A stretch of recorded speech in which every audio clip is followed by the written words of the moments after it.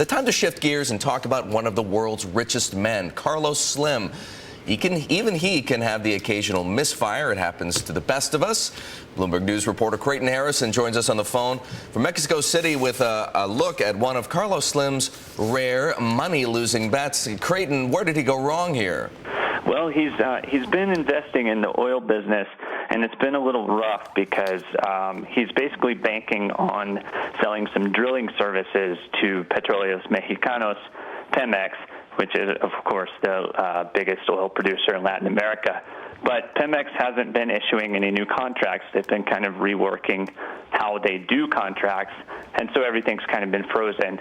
And Carlos Slim has been sitting around waiting for some new business. Well, what's the likelihood, though, that Carlos Slim is going to stick with this investment?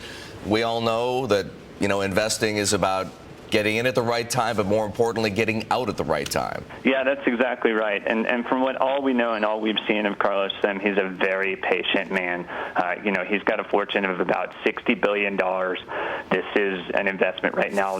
His stakes in these various companies are worth somewhere around $30 million. So this is something he can afford to sit out. Now, Crayton, let's talk a bit more about Carlos Slim because he has so much money. The questions inevitably rise.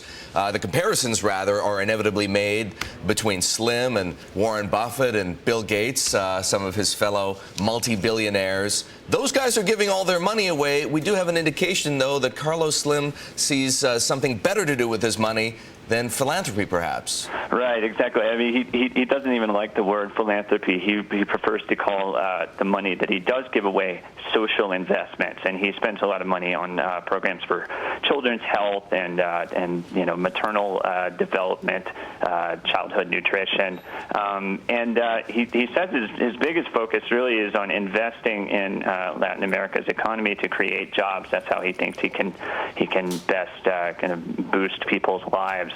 So yeah, very different philosophy from what Bill Gates and Warren Buffett do. Not unlike, though, what we heard just recently from Charlie Munger, who said that, maybe professional philanthropy isn't the best thing to do with your money because it's just a bunch of smart people sitting around deciding what to do with it all, as opposed to, maybe to Carlos Slim's point, putting it to work, getting people employed.